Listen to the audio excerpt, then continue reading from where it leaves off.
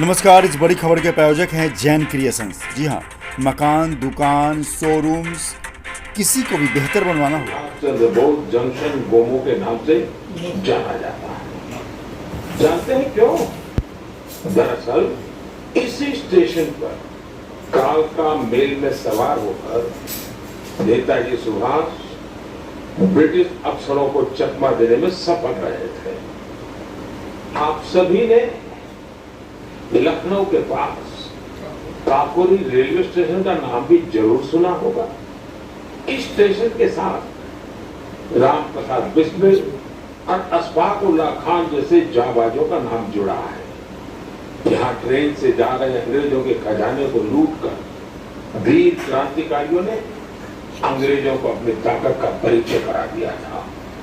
आप जब कभी तमिलनाडु के लोगों से बात करेंगे तो आपको थूथुकुडी जिले के वांची मणियाची जंक्शन के बारे में जानने को मिलेगा।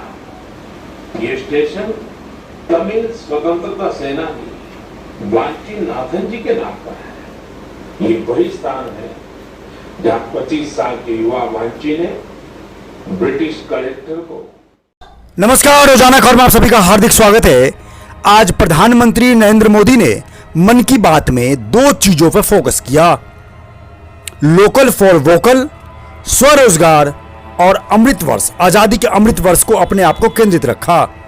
एक और जहां उन्होंने देश में 75 साल आजादी के पूरे होने पर 75 ऐसे रेलवे स्टेशनों का चयन किया है जहां पे आजादी को लेकर कुछ ना कुछ हुआ जरूर है, चाहे वो मेरठ कैंट का स्टेशन हो, चाहे काकोरी स्टेशन लखीमपुर का हो।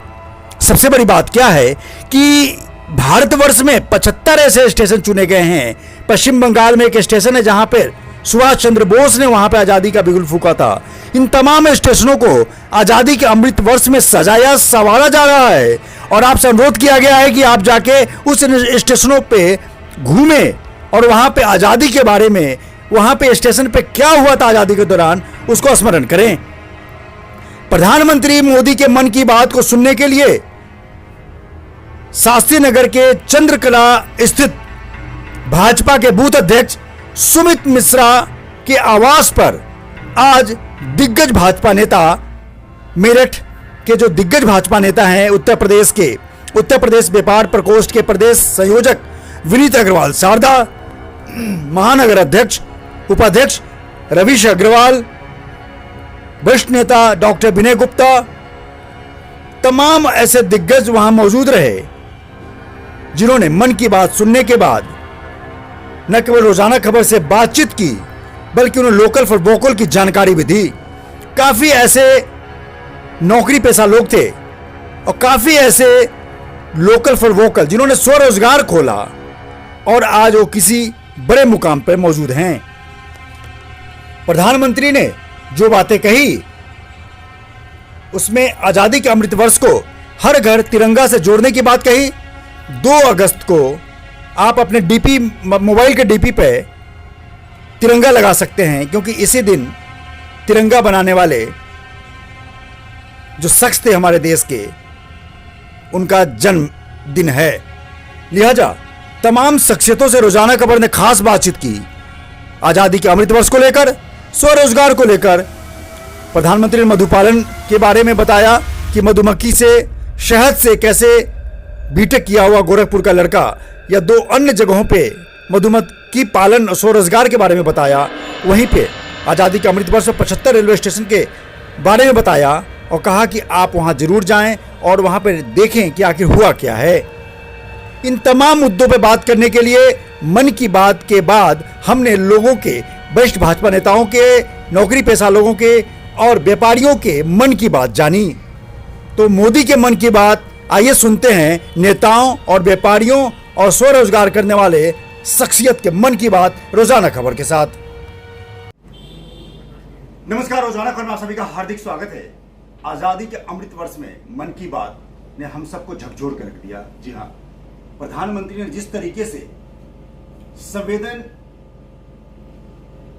जिस तरीके देश के नागरिकों के संवेदनशीलता को जगाया है लोकल फॉर वोकल के लिए, कोरोना काल का याद दिलाते हुए बताया किस प्रकार कोरोना काल हमारे लिए वरदान साबित हुआ है। आप इस बात पर जोर देना भाई साहब कि रोजाना खबर का जन्म ही कोरोना काल में हुआ है। उस प्रधानमंत्री को मैं सैल्यूट करता हूं, क्योंकि मैं अगर अपने प्रोडक्ट का मालिक बना, अगर अपने ब्रांड का मालिक बना, तो कोरोना काल में ही बना।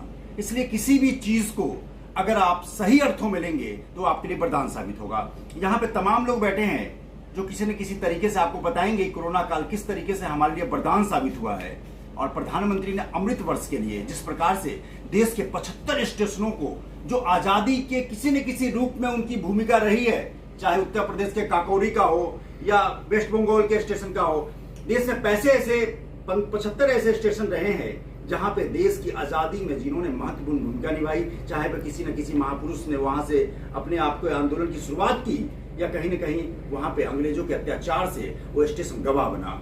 तमाम चीजों से बात करने के लिए आज मन की बात में 2 टॉपिक पे बात करूंगा। आजादी के अमृत वर्ष, हर घर तिरंगा, 13 से लेकर 15 तक। यहाँ पे भाजपा के कई दिग्गज नेता मौजूद हैं, समा पे भाजपा के कई दिग्गज नेता मौजूद हैं, समाज सेवी मौजूद हैं। हर घर तिरंगा, शायद देश की आजादी के बाद पहली बार देश में एक ऐसी लहर उठने वाली है जो हर घर को देशभक्ति के जज्बे से ओतप्रोत कर देगा। आज हमारे साथ ऐसे शख्स मौजूद हैं जिन्होंने आज भाजपा के विश्व की सबसे बड़ी पार्टी भाजपा जैसे वट वृक्ष को सींचा है। ऐसे ही शख्सियत से हम आपको रूबरू करवाते हैं जो ज्वाला प्रसाद मिश्रा जी हैं, जिनसे हम जानकारी लेते हैं कि आखिर भाजपा को क्या आपको उम्मीद थी कि जब आप अपने जिंदगी में भाजपा को देश की सबसे नहीं विदेश की सबसे बड़ी पार्टी बनने का देखने का सौभाग्य प्राप्त होगा। नमस्कार, कैसे हैं आप बाबूजी? भाजपा से मेरा बहुत पुराना संबंध रहा है। जब ये जनसंघ था उस समय मैं सन 67-68 में इसका संगठन मंत्री रहा। सौभाग्य से मुझे अटल बिहारी वाजपेयी के साथ भी घूमने का अवसर प्राप्त हुआ था। उनका दौरा मैंने उत्तराखंड के अंदर करवाया था। उससे पहले भी बहुत सारे ऐसे प्रमुख व्यक्ति हुए जिनके साथ मेरा जाना हुआ। और कब से जुड़े भाजपा में, सन याद है? भाजपा में सन 58 से जुड़ा हुआ, और विशेष रूप से सन 54 से मैं आरएसएस के साथ जुड़ा। बाबू जल्दी मैं पूछना चाहता हूँ, खड़ा नहीं होगा, हम विदेशों पर आत्मनिर्भर होंगे तब तक हम उन्नति नहीं कर सकते। बिल्कुल, जिस तरीके से लगता है कि तमाम लोगों से हम आपको रूबरू करवाएंगे, यहाँ पे वोकल फॉर लोकल के कई एग्जाम्पल मौजूद हैं। इसी बीच हमारे बीच मौजूद हैं भारतीय जनता पार्टी उत्तर प्रदेश व्यापार प्रकोष्ठ के संयोजक विनीत अग्रवाल शारदा जी, जिस तरीके से प्रधानमंत्री ने मन की बात में आजादी के अमृत वर्ष मनाने के लिए सभी देशवासियों को, एक देशवासियों को कहा है कि मन से आगे आइए, 2 तारीख को तिरंगा लगाइए, क्योंकि तिरंगा को डिजाइन करने वाले पिंगल जी उसी दिन पैदा हुए थे। पूरे मन की बात में 2 चीजें सामने हैं, एक तो आजादी का अमृत वर्ष और 200 रोजगार। और सबसे अच्छी बात है, जिस चीज को हम रोते हैं कोरोना काल को, वो देश के लिए वरदान साबित हुआ है। हमें भी आज सुन के मोदी जी के द्वारा रोंगटे खड़े हो गए। जिस टॉय सेक्टर को हम चाइना का एक अधिकार मानते थे, उसका 70% की गिरावट आई है आयात में, और निर्यात बढ़ा है। किस रूप में देखते हैं आप, क्योंकि आप व्यापारी नेता हैं? देश का सौभाग्य है, इसमें देश को मजबूत नेतृत्व प्राप्त है। आदरणीय श्री मोदी जी के नेतृत्व में भारत विश्वव्यापी पहचान बनाने में कामयाब हुआ। आज 91वें मन की बात के एपिसोड में देश के प्रधानमंत्री आदरणीय श्री मोदी जी ने जो लोकल से वोकल की सही स्थिति देश की जनता के सामने रखी, चाहे वो वतन से शहर बनाने वाली स्थिति, चाहे वो घर घर में आज नवोद्योग के रूप में उद्योग स्थापित हो गया, खिलौने हो, चाहे वो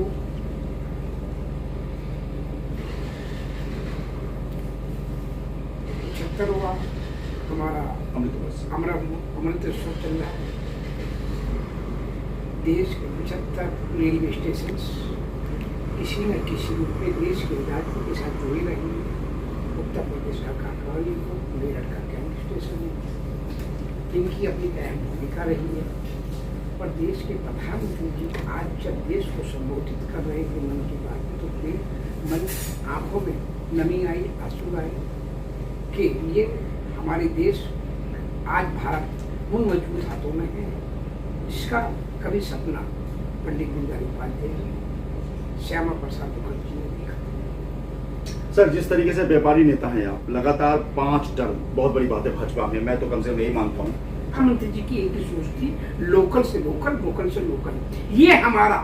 तो कुछ लगातार जिस तरीके से आप किसी बड़े फॉर्म से, बड़े एंटरप्रेन्योर से जब आप बेरोजगार होकर कोरोना काल में या किसी कारण से नौकरी चली गई या आप स्वरोजगार करने की सोच के जब मैदान में कूदते हैं तो आपको डर लगता है, लेकिन नहीं।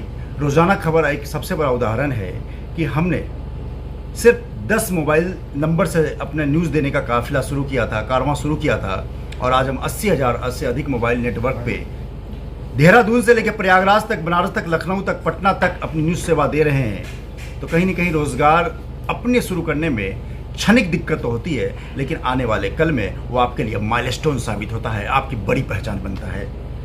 आप रूबरू करवाने जा रहे हैं मेरठ भाजपा के उपाध्यक्ष रवीश अग्रवाल, जो प्रधानमंत्री के मन की बात को लेकर अपनी प्रतिक्रिया देंगे कि 2 पोर्शन पे हम बात कर रहे हैं। आज़ादी के अमृत वर्ष 13 से 15 तक हर घर तिरंगा और फिर स्वरोजगार। जी नमस्कार रवीश जी, कैसे आप? नमस्कार, मैं बहुत अच्छा हूं। प्रधानमंत्री जी ने 2 चीज़ों पर फोकस किया, जैसा आज मैं स्वरोजगार, तमाम युवाओं के और कुछ लोगों के उन्होंने विजुअल दिखाए, क्लिपिंग्स दिखाए, जिसमें मधुमक्खी पालन का मामला हो, इसमें बीटेक किए हुए भी हैं, और आज़ादी का अमृत वर्ष चल रहा है। सबसे पहले बताइए कि जो बेरोजगारी का रोना रोने की जो आदत है, बेरोजगारी, कई लोगों के यहीं पे बैठे बैठे प्रतिक्रिया हुई कि जहाँ 50-200 लोग, कुछ हज़ार में लोग जुड़े थे उस मूर्ति बनाने में, आज 50,000 लोग जुड़े हैं। देश किस तरफ जा रहा है? देखिए, हमको पहले ये समझना पड़ेगा, माननीय प्रधानमंत्री जी जो मन की बात करते हैं वह देश के मन की बात है। और आज आपने देखा होगा कि माननीय प्रधानमंत्री जी ने जिस तरीके से देश के जो हमारे नागरिक हैं वो किस तरीके से संघर्ष के माध्यम से एक अपना स्वरोजगार बना रहे हैं। माननीय प्रधानमंत्री जी निरंतर आत्मनिर्भर भारत की बात करते हैं, और हमारे देश में बहुत सारी ऐसे विकल्प हैं जिनके माध्यम से हम विश्व पटल पर अपने देश को स्थापित कर सकते हैं। हमेशा प्रधानमंत्री जी ने देश के मन की बात करी है, और आज भी प्रधानमंत्री जी ने स्वरोजगार की बात करी है। देखिए, आपने देखा होगा कि उन्होंने मधुमक्खी पालन के लिए बताया कि किस प्रकार से लोग हाईली एजुकेटेड जो लोग हैं, जो अमेरिका या विदेशों में जाकर के अच्छी नौकरी पाकर एक अपना लग्जरियस लाइफ को जी सकते हैं, उन्होंने वो छोड़ करके प्राकृतिक संसाधनों का प्रयोग करके उस अपना रोजगार को तलाशा है। ऐसे प्रेरणादायक प्रधानमंत्री जी देश के मन की बात करते हैं। दूसरा जो आपने कहा कि जो बेरोजगारी का रोना रोते हैं, बिल्कुल सही आपने बात कही। हम लोगों का ये दुर्भाग्य रहा कि कांग्रेस ने इतने वर्ष जो देश के ऊपर अपनी राजनीति करी है वो केवल बांटने की राजनीति करी है। उन्होंने कभी रोजगार या देश के उत्थान के बारे में कभी कोई नहीं कहा। आपने देखा होगा कि विश्व में बहुत सारे ऐसे देश हैं जो हमारे देश के बाद आज़ाद हुए और आज वो टूरिज्म को लेकर या अन्य चीज़ों को लेकर विश्व पटल पर अपने आप को स्थापित कर पाए हैं। अगर कांग्रेस के नेतृत्व ने कुछ ठीक काम किया होता तो आज हमारा देश विश्व का नंबर 1 देश होने में कोई कोताही नहीं थी, क्योंकि हमारे देश के जो नागरिक हैं वो बहुत मेहनती और ऊर्जावान हैं। केवल उनके काम को विश्व पटल पर रखने का काम करने का काम करना था कांग्रेस को, जो उन्होंने नहीं करा। पहली बार हमारे देश के ऐसे प्रधानमंत्री हमको मिले हैं जो छोटी छोटी सी जो संघर्ष गाथा है उनको मन की बात के माध्यम से बताते हैं। दूसरी बात, आप ये देखिए, टूरिज्म को लेकर जब भी हम बात करते हैं तो हमको एक दिमाग में आता है कि हमको यूरोप घूमने जाना चाहिए या विदेशों में घूमने जाना चाहिए। माननीय प्रधानमंत्री जी इनडायरेक्ट वे में ये भी बताते हैं कि हमारे देश में प्राकृतिक सौंदर्य के जो शहर हैं वो हमारे पे, जैसे आज उन्होंने चंबा का उदाहरण दिया कि चंबा में अगर कोई एक बार चला जाता है तो उसके प्राकृतिक सौंदर्य को देखकर को वो उसका मन करता है कि मैं यहीं का निवासी हो जाऊं। ऐसे बहुत सारी चीज़ों को लेकर प्रधानमंत्री जी ने हमारे देश के सामने, जनता के सामने बहुत सारे स्वरोजगार रखे हैं जो और लोग भी अपना करके अपने उस रोजगार के माध्यम से जीवन यापन कर सकते हैं। और उसमें उन्होंने ये भी उल्लेख करते हैं कि इस रोजगार के माध्यम से कितनी अच्छी मात्रा में वो आय कर सकते हैं। इससे पहले वर्मी कंपोस्ट को लेकर, जल संरक्षण को लेकर और तमाम चीज़ों को लेकर माननीय प्रधानमंत्री निरंतर कहते रहते हैं। और आप बिल्कुल ध्यान रखिएगा कि माननीय प्रधानमंत्री जी निरंतर मन की बात में जो हम लोगों को प्रेरणा देते हैं, उससे देश एक समय में विश्व के पटल पर दिखाई देगा। तरीके से लगातार हम आपको अच्छी अच्छी कमेंट सुना रहे हैं। पकोड़े वाली बात अगर आज किसी न किसी रूप में एक इतिहास और ऐतिहासिक शब्द बनता जा रहा है, जब मन की बात में प्रधानमंत्री ने हजारों करोड़ के निर्यात की बात कही है, वो वोकल फॉर लोकल ही है। हमारे साथ एक और शख्सियत मौजूद है जो यूं तो भाजपा के नेता हैं, लेकिन आयुर्वेद की डॉक्टरी की पढ़ाई करने के बाद उन्होंने न क्लिनिक और तमाम जगहों पर नौकरी करने के बजाय उन्होंने देसी प्रोडक्ट, आयुर्वेद के देसी प्रोडक्ट और पहले से ही लोकल फॉर वोकल को प्राथमिकता देते हुए उन्होंने अपना एक अलग मुकाम हासिल किया है। फेम ड्रग के नाम से अपनी कंपनी का संचालन करके तमाम लोगों के तमाम चीज़ों पे वो अपनी दवा बना रहे हैं, चाहे वो हेयर के मामले हो, चाहे हर तरह के हर सेक्टर में है, उन्हीं जाने की कोशिश करते हैं। डॉक्टर विनय गुप्ता जी हैं जो भाजपा के वरिष्ठ नेता हैं और तमाम पदों पर रहते हुए आज जिस तरीके से आयुर्वेद कंपनी का संचालन कर रहे हैं, सर कैसा महसूस किया आज जब प्रधानमंत्री ने लोकल फॉर वोकल को जोड़ देते हुए देश एक नई दिशा की तरफ बढ़ता जा रहा है? आप खुद को अंदर से कैसा महसूस कर रहे थे उस समय जब सुन रहे थे? माननीय प्रधानमंत्री जी का जो उद्यम था लोकल फॉर वोकल, इस पूरे कोरोना काल के अंदर विश्व के अंदर आयुर्वेद के प्रति लोगों की विश्वसनीयता बढ़ी है। लोगों ने आयुर्वेद को अपनाया है। आज आप जब एलोपैथिक डॉक्टर के पास भी जाएंगे तो वो कहीं ना कहीं आपको 1-2 मेडिसिन आयुर्वेद की प्रिस्क्राइब कर रहा है।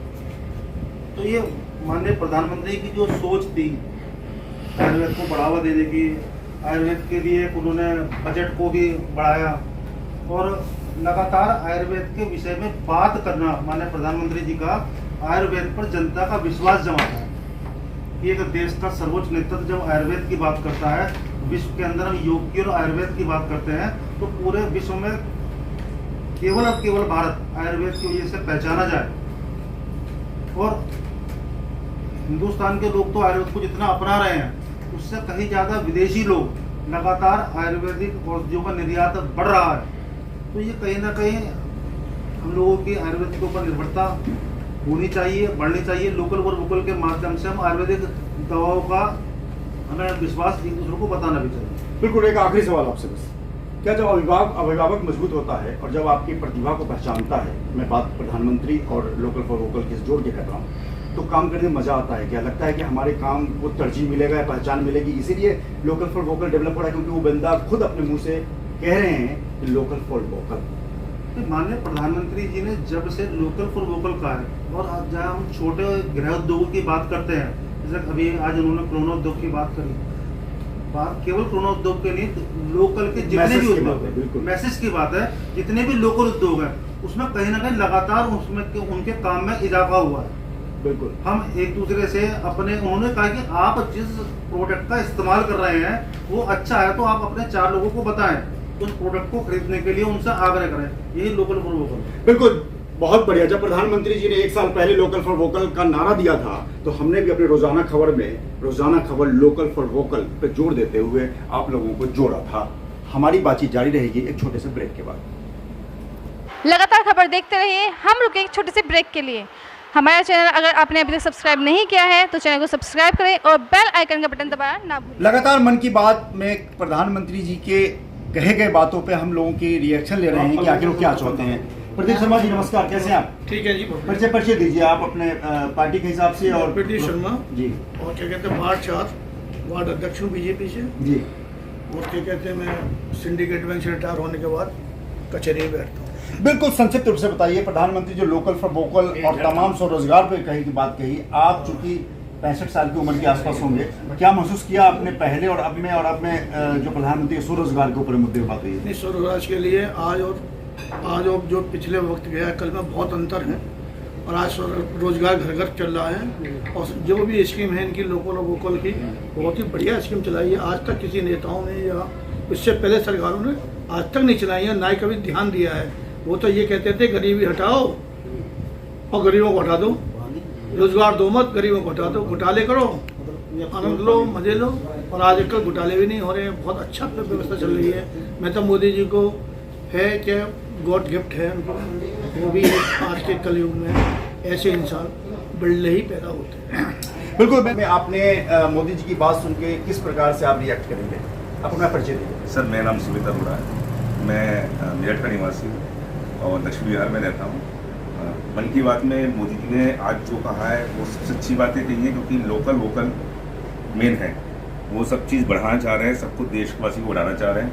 इसमें यही है। आप उस ब्रांड में काम करते हैं जिस ब्रांड ने जी। एक मेरठ और पश्चिमी उत्तर प्रदेश को बड़ी पहचान दी, जो आपने बताया नहीं। जी। क्या लगता है कि विदेश की मल्टीनेशनल कंपनियों को फेल करते हुए जन से गंजी टॉप लेयर पे आगे बढ़ता जा रहा है, इसका श्रेय लोकल फॉर वोकल को जाता है? जी बिल्कुल जाता है सर। तो क्या कहना चाहेंगे? हम चाहेंगे कि सब लोग इसको यूज़ करें और इसको आगे बढ़ाएं देश के लिए, क्योंकि लोकल इज लोकल बेस्ट है। चलते चलते एक सवाल और, क्या कोरोना काल ने हमारे देश को लोकल फॉर वोकल और लोकल प्रोडक्ट को बढ़ावा देने में बड़ी मददगार साबित हुआ है? बिल्कुल सही है।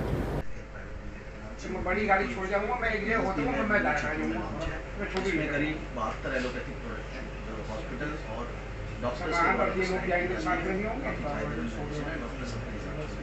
आयुर्वेद एलोपैथी कुछ मैं आयुर्वेद बस एक कार्यक्रम होगा ना आगे मैं क्या लगा जब आपने पहला प्रोडक्ट अपने फॉर्म शुरू किया होगा, तो आज प्रधानमंत्री की बात सुन के अपनी खुद के अंदर गौरव महसूस किया होगा? बिल्कुल, प्रधानमंत्री जी ने जिस तरह लोगों के अंदर एक लॉ जगाई है, प्रधानमंत्री जी ने सबसे शुरू से ही आग्रह किया कि आप लोग लोकल फॉर वोकल करें, मगर एक एक जनसंख्या हमारी देश की जो एक एक व्यक्ति है उसके अंदर से लॉ जगी नहीं, हमें अपने देश का ही बना हुआ प्रोडक्ट खरीदना है। तो ये जो लॉ जगाई है, ये प्रधानमंत्री जी ने जो जिस तरीके से एक व्यक्ति के अंदर ये लॉ जगाई है, ये बहुत बड़ी चीज़ है। क्या आप महसूस करते हैं ये जो इस तरीके से तमाम युवा अपनी नौकरी को छोड़ के अपने स्वरोजगार में आ रहे हैं, पैकेज को छोड़ के, ये देश के लिए एक खुशखबरी है? बिल्कुल, जिस प्रकार हमारे देश में जनसंख्या है, कंजम्पशन है, उस हिसाब से अगर हम अपने ही देश में प्रोडक्ट को प्रोड्यूस करके और उसका खुद ही इस्तेमाल करें तो हमारे देश की उन्नति कोई भी नहीं रोक सकता। आने वाले समय में हमारा देश सबसे बड़ा प्रोडक्शन हाउस बन सकता है। बिल्कुल, जिस तरीके से जब आप किसी जमे जमाए चीज से अलग हटकर कोई प्रोडक्ट की शुरुआत करते हैं, तो आपको अंदर से भय और आर्थिक भय का बहुत बड़ा एक जो अंदर से दुर्भावना है वो मस्तिष्क में होता है।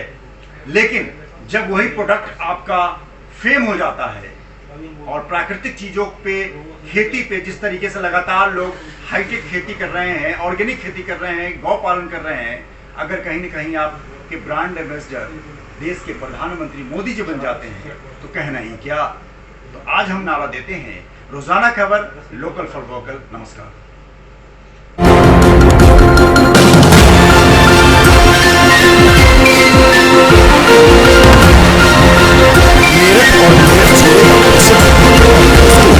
International school